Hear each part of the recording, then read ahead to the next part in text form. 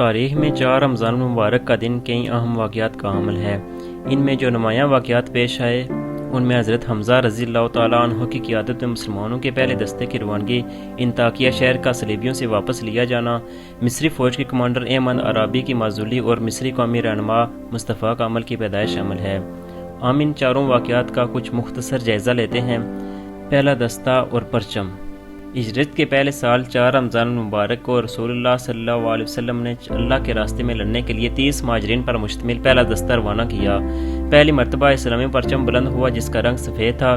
اس کو حضرت حمزہ بن عبد المطلب رضی اللہ تعالیٰ عنہ کے ساتھی حضرت ابو مرثد رضی اللہ تعالیٰ عنہ نے تھاما ہوا تھا۔ اس دستے کو شام سے مکہ مکرمہ واپس آنے والے قریش کے ایک تجارتی قافلے کا راستہ روکنا تھا۔ اس قافلے کی قیادت ابو جہل کے سپرد تھی، جبکہ 300 گھوڑ سوار اس کا پہرا دے رہے تھے۔ اس سے قبل کے مسلمان اور قریش کے درمیان خون ریز جھڑپوں کا آغاز ہوتا۔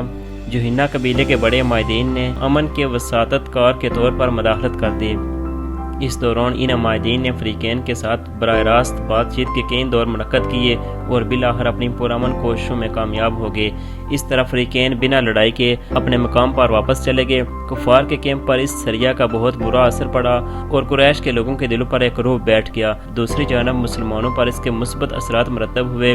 ان کی خود اعتمادی میں بے پناہ اضافہ ہوا اور ان کے اندر عزم سے بھرپور روح بھر گئی۔ انطاکیہ شہر کی واپسی۔ 4 رمضان 666 ہجری بمطابق 25 مئی 1268 کو انطاکیہ شہر مملوکی سپہ سالار ظاہر بیبرس کے ہاتھوں واپس لے لیا گیا۔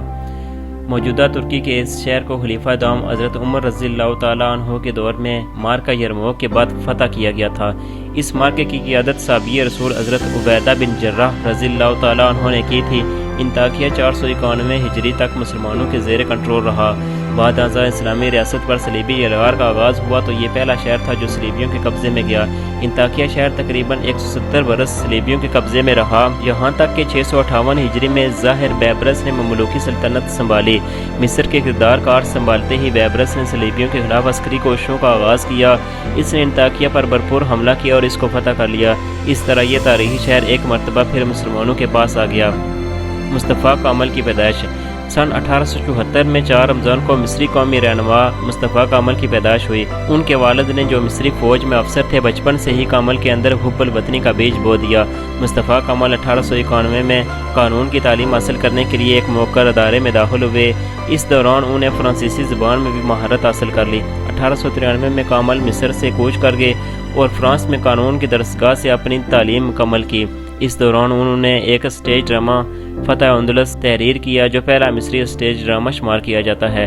کامل مصطفیٰ مصر لوٹے جہاں ان کو شہرت حاصل ہوئی اور صحافت کے افق پر ان کا ستارہ چمکنے لگا۔ سال 1906 عیسوی میں دنشاوی کے علاقے میں برطانوی فوجی افسران اور مقامی مصریوں کے درمیان پیش آنے والے واقعے کے بعد مصطفیٰ کامل نے اکتوبر 1907 میں اسکندریہ شہر میں ایک پرجوش خطبہ دیا۔